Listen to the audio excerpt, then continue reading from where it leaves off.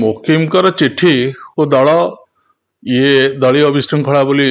विचार कला एवं तांको उपरे कार्यानुष्ठान है से कथा जी मु गुरुत्व दौना जे भारतीय जनता पार्टी ये गोटे रीतिमत उद्यम चली केन्द्र ठार आरंभ कर राज्य पर्यंत जो माने विरोधी पक्षर लोक अच्छा दल गुड़िक भितर विशृंखला सृष्टि करवा एवं विभिन्न चाप एवं प्रयोग करके प्रलोभन देखी भयभीत करके को आइदर चुप करवा कि दल में सामिल करवा ये जो प्रक्रिया आरंभ होती भारत वर्ष रे ये गणतंत्र पर गोटे बड़ विपद जो कथा आमे विभिन्न चोरी कथा कहते भोट चोरी कथा कहते जो कि काली गोटे विराट समावेश है मैदान ने जो दिल्ली रे रामलीला मैदान ने एवं ये गोटे नियमित भाव में भोट जो नेता चोरी करछंती भोट चोरी करछंती प्रार्थी चोरी करछंती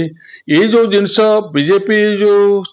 चोरी प्रक्रिया सृष्टि करिछि एवं गणतंत्र प्रति गोटे बड़ विपद जदि विरोध दल न रहिबो केवल शासक दल शासन करिबो देश को ताहले देशर गणतंत्र दुर्बल होई जिवो। मुकिम को डिसमिस ऊपर ए प्रसंग कोन रहिछि आपण भाबुछन्ती ताको द्वारा करा जाय मुकिम कर डिसमिसल बा सस्पेंशन दलीय श्रृंखला तांको विरुद्ध रे ये नुआ या पूर्व मध्य तांको दलरु सस्पेंड करा हितला एवं वर्तमान तांको दलरु बहिष्कार करा गला से जो केते गोटे अभियोग आनिले से अभियोग गुड़िक अमूलक एवं श्रृंखला बाहर को चली गले लक्षण रेखा पार हो गले जो विरुद्ध कार्यानुष्ठान करने बाध्य है दल किंतु आज तो मौकिम पुणी प्रेस कॉन्फ्रेंस करी से कांग्रेस सांगे रे कांग्रेस चिंताधारा सांगे रे कांग्रेस नीति आदर्श विश्वास रही तेणु जीवा आसवा ये बड़ कथा नुह किंतु ये जो प्रहेलिका सृष्टि करुचंदी आज भारतीय जनता पार्टी शासन रही शासन एवं भयभीत देखी भयभीत करैकी ये जो प्रक्रिया आरंभ कर गणतंत्र पर शुभंकर नुह। सर मुकिम को चिट्ठी लिखा ठीक ना तांको ऊपर दल जो कार्यानुष्ठान नहीं सेटा ठीक चिट्ठी लिखिकी निज असंतोष व्यक्त करने किसी आपत्ति ना किंतु चिट्ठी लिखिकी गणमाध्यम को दवा एवं ताको पब्लिकली ताको पब्लिक डोमेन को छाड़वा ये गोटे हिसाब रे दलीय श्रृंखला विरोधी कार्यक्रम तेणु असंतोष रही असंतोष व्यक्त करने कौन सजेसन जदि रही व्यक्त करने विभिन्न उपाय अच्छे से उपाय अवलंबन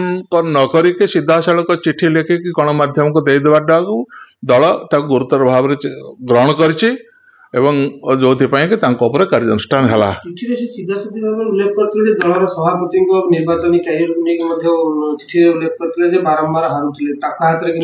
केते गुड़े जिनस लिखी जो से गोटे व्यक्तिगत भाव में आक्षेप कर जहाँ भी हो ये गोटे श्रृंखलित दल आम जदि आम नेता को उपहास करवा जदि समालोचना करवा प्राकश्य एवं घर भीतर कौन कले न कले से अलग कथा किंतु बाहर जदि करवा से गुड़िक ग्रहणीय नुह एवं जो कथा उल्लेख कले जे मो कथा कहीं शुणिले नहीं राहुल गांधी मते भेटिया सुजोग देले नहीं राहुल गांधी निजे आसते भेटिया एटी जनसभा कले कांग्रेस ऑफिस रे पीएससी जो माने सेतरे भी मेंबर अछंती मुकिम एवं पीएससी रे मध्य समस्त को कहया पई सुजोग देले मत व्यक्त करने सुजोग देले आमे मुकिम सेठी मत व्यक्त करि पारि थांते किंतु सेठी न करिके जदि बाहर कहवा आमे से गोटिक को दल भल दृष्टि देखी नहीं मुकिम बाबू कौन गुरुत्व खोजुतिले ना पदवी खोजुतिले कौन पई एमती लिखिले वे तो गुरुत्व पदवी व्यक्तिगत भाव में राजनीति में समस्त किसी व्यक्तिगत अभिलाषा थाए एवं अभिलाषा को चरितार्थ करने आम गोटे श्रृंखलित मार्ग में परिचालित हवा दरकार आम श्रृंखला बाहर को पड़े लक्षण रेखा डेई गले आम प्रति विपद सृष्टि हम दल अहंकार जगह नहीं सभापति दल अहंकार जगह नहीं तो आपको लगुच अहंकार बढ़ी केतबेले को परिस्थिति कार अहंकार बढ़िबो अहंकार कमिबो मुकिम तो कहते सभापति अहंकार बढ़ी जाइए सभापति कहते मुकिम अहंकार बढ़ी जाइए किंतु कौटी अहंकार टा ठीक जिनस नुह ଦଳ ଗୋଟେ ଗଣତାନ୍ତ୍ରିକ ଦଳରେ ସମସ୍ତଙ୍କୁ ନେଇକି ସମନ୍ୱିତ ଉପାୟରେ କାର୍ଯ୍ୟ କରିବାଟା ହଉଛି ସବୁଠୁ ବଡ ସଫଳତା ଏବଂ ଅହଙ୍କାରକୁ ପରିହାର କରିବା ଦରକାର। ଯୋଉ ଅହଙ୍କାରର କିଛି ଆବଶ୍ୟକତା ନାହିଁ, ଯୋଉ ଅହଙ୍କାର ଦଳକୁ ସାହାଯ୍ୟ କରିବ ନାହିଁ, ଯୋଉ ଅହଙ୍କାର ବ୍ୟକ୍ତିକି ସାହାଯ୍ୟ କରିବ ନାହିଁ, ସେଭଳି ଅହଙ୍କାରକୁ ପରିହାର କରିବା ଦରକାର। ସାର୍ ଗୋଟେ ପ୍ରଶ୍ନ, ଯେତେବେଳେ ରାହୁଲ ଗାନ୍ଧୀଙ୍କୁ ବିରୋଧୀ ଦଳ ଗୁରୁତ୍ୱ ଦେଉଛି ଏବଂ ତାଙ୍କର ନେତୃତ୍ୱକୁ ନେଇକି ବିରୋଧୀ ମାନେ ବିପଦରେ ଅଛନ୍ତି ବୋଲି ଚିନ୍ତା କରୁଛନ୍ତି, ସେଇଠି ରାହୁଲ ଗାନ୍ଧୀଙ୍କୁ ପରବର୍ତ୍ତୀ ଦାୟିତ୍ୱ ନ ଦିଆଯିବା, ଖଡଗେ ଜୀଙ୍କୁ ବୟସ ବୁଢା କହିକି ତାଙ୍କୁ ପଦରେ, ଏଇଟା କେତେ ଦୂର ଗ୍ରହଣ? କାରଣ ଗୋଟେ ଏଇଟା ଦଳ ଗୋଟେ ପରିବାର,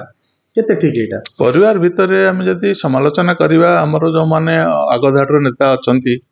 ତାହେଲେ ଇଏ ଗୋଟେ ଦଳର ଶୃଙ୍ଖଳା ଭଙ୍ଗ। କିନ୍ତୁ ସେ ସମାଲୋଚନାର ଗୋଟେ ସୀମା ଅଛି। ଆମେ କହିବା ହଁ କାର୍ଯ୍ୟ ହଉନାହିଁ, ଏଠି କଂଗ୍ରେସର ଯୋଉ ଦଳୀୟ କାର୍ଯ୍ୟକ୍ରମ ହଉନାହିଁ କି ସଂଗଠନକୁ ମଜବୁତ କରାଯାଉନାହିଁ, ଏସବୁ ଅଲଗା କଥା। କିନ୍ତୁ ସିଧାସଳଖ ଭାବରେ ବ୍ୟକ୍ତିଗତ ଭାବରେ କାହାକୁ ଆକ୍ଷେପ କରିବା, ଇଏ ଦଳ କେବେ ପ୍ରଶ୍ରୟ ଦେଇନାହିଁ ଏବଂ ସେଇଟା ଗ୍ରହଣୀୟ ନୁହେଁ।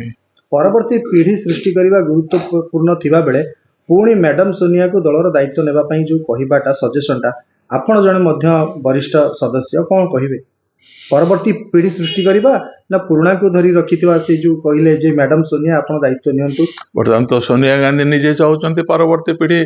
ଦାୟିତ୍ୱ ନିଅନ୍ତୁ ବୋଲି, ସେ ତ ଦାୟିତ୍ୱ ଦେଇଛନ୍ତି, ହସ୍ତାନ୍ତର କରିଛନ୍ତି ଦାୟିତ୍ୱ। ତାପରେ ଏବଂ ରାହୁଲ ଗାନ୍ଧୀ ସଭାପତି ହେଲେ, ବର୍ତ୍ତମାନ ଖଡଗେଜୀ ସଭାପତି ହେଲେ।